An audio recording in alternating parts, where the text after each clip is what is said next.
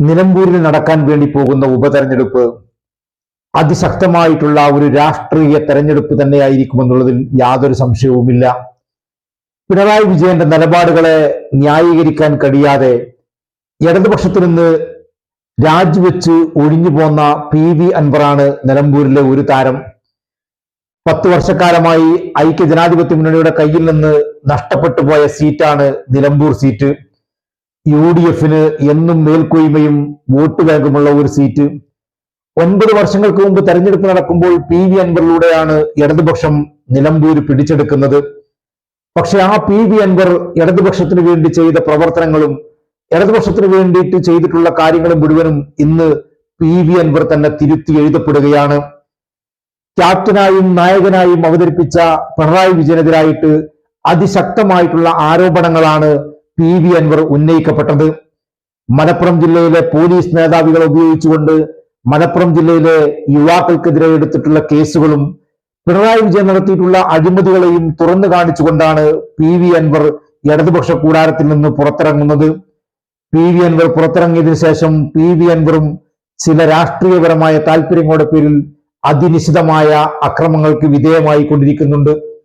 അതിന്റെ ഏറ്റവും വലിയ തെളിവായിരുന്നു PV അൻവറിനെ ഒരു ദിവസം രാത്രി വീട് വളഞ്ഞ് ഒരു സമരത്തിന്റെ പേരിൽ ജയിലിലടക്കപ്പെടുന്ന രംഗം നമ്മൾ കണ്ടത്. ആ PV അൻവറാണ് നിലമ്പൂരിൽ ഒരു ഭാഗത്ത് നിൽക്കുന്നത്.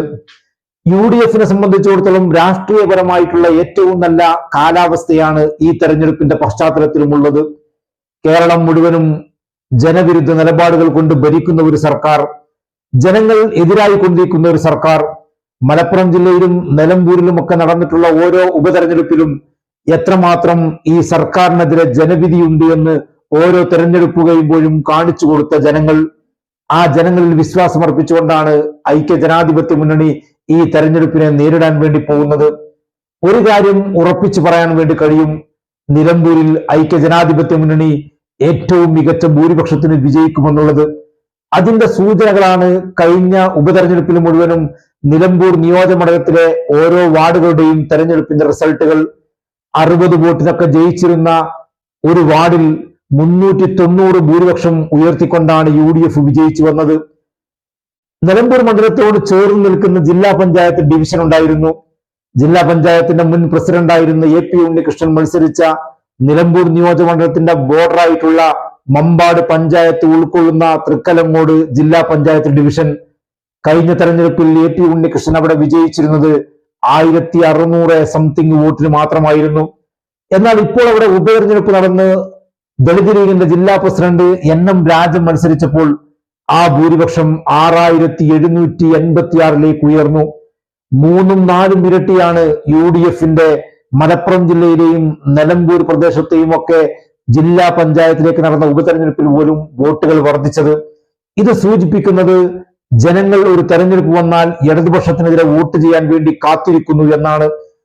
നിലമ്പൂരിൽ അടുത്ത മാസം നടക്കാൻ വേണ്ടി പോകുന്ന ഉപതെരഞ്ഞെടുപ്പിൽ ആര് UDF-ന്റെ സ്ഥാനാർത്ഥിയായാലും ഏറ്റവും മികച്ച ഭൂരിപക്ഷത്തിന് നിലമ്പൂരിൽ നിന്ന് ഐക്യ ജനാധിപത്യ മുന്നണി തെരഞ്ഞെടുക്കപ്പെടുമെന്നുള്ളതിൽ യാതൊരു സംശയവുമില്ല.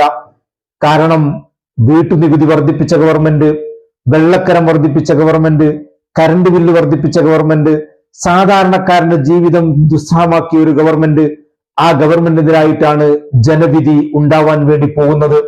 ധിക്കാരവും ധാർഷ്ട്യവും കൊണ്ട് ഒരു ഗവൺമെന്റ് എങ്ങനെയാണ് പോകുന്നത് എന്ന് കാണിച്ചു കൊടുക്കുകയാണ് ഈ പിണറായി വിജയന്റെ ഗവൺമെന്റ്.